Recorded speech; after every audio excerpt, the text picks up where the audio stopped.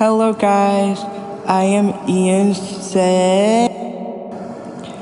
Hello guys, I am Hello guys, I am And today we are going to be talking about the Wendigo. And I hope you guys are having a good day or night. So let's get started.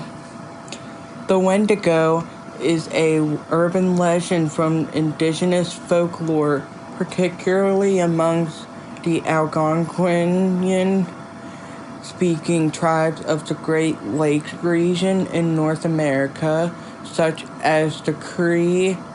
I'm sorry if I'm saying these wrong.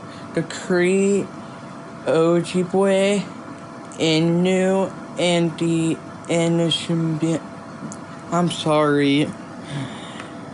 Anishinaabe people. The creature represents a person who has been deep into greed or desperation, often as a result of isolation or famine.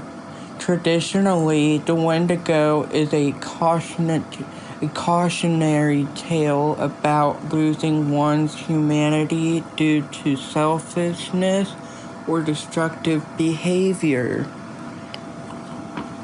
In legends, the Wendigo is often described as a gaunt, terrifying figure with unnatural strength and an insatiable hunger.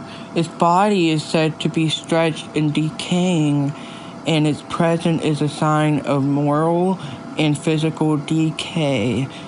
The Wendigo are depicted as skilled stalkers and capture people by mimicking the sounds of loved ones in distress to draw victim out of hiding or into vulnerable position, and also mimicking how far a sound is. For an example, if it sounds far away, it is close nearby. If it sounds close by, it is far away. It is also described as a giant creature up to 15 feet tall, or as a beast that grows larger the more it eats. So as long as you aren't greedy, gluttonous, or suffering from hunger or starvation, you are good. The Wendigo is a symbol of unchecked consumption, whether that means the exploitation of people, the land, or natural resources.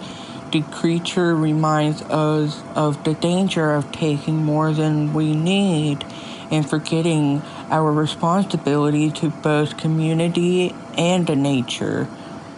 In this way, the Wendigo is both a folkloric myth and an important warning about what happens when we let destructive behavior and actions take over. There's also a psychological concept associated with the urban legend known as Wendigo psychosis. This term was once used to describe people who experience intense craving for human flesh during times of starvation, so it's now widely seen as a cultural misunderstanding or exaggeration. But still, the idea of people becoming somewhat like a Wendigo is very hard to believe because of how terrifying it is to think about somebody suddenly is craving for human flesh. But overall, in the recent years, the Wendigo has appeared in horror fiction, game, and films.